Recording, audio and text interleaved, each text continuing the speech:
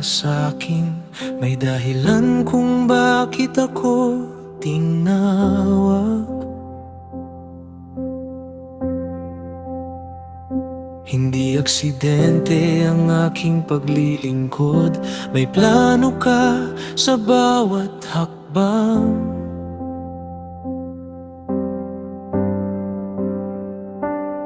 Ang maliit man o malaking gawain, sa mata mo ay may halaga. Bawat kamay na tapat na gumagawa ay bahagi ng iyong biyaya. Pero turuan mo ang puso ko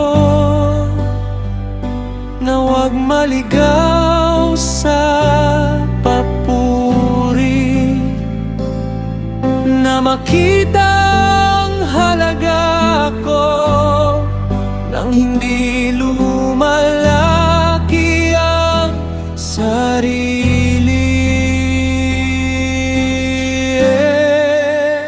Mahalaga ako dahil sa iyo, hindi dahil sa aking posisyon. Ginamit mo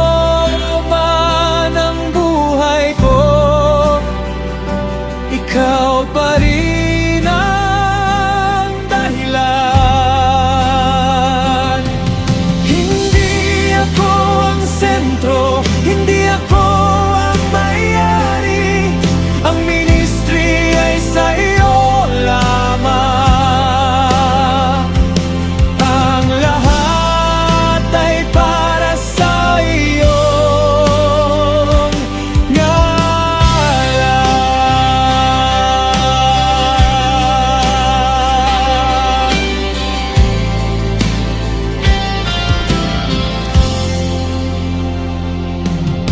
Kapag walang nakakakita, kapag walang pumapalakpak,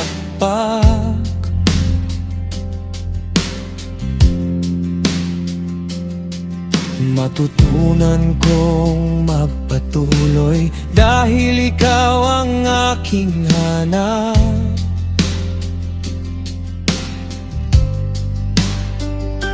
Hindi kailangan ng spotlight para maging tapat sa iyo. Ang lihim na paglilingkod, nakikita mo, Panginoon. Kapag pumasok ang kayabangan, paalalahanan mo na ang lahat ng nasa akin ay galing lamang sa iyo.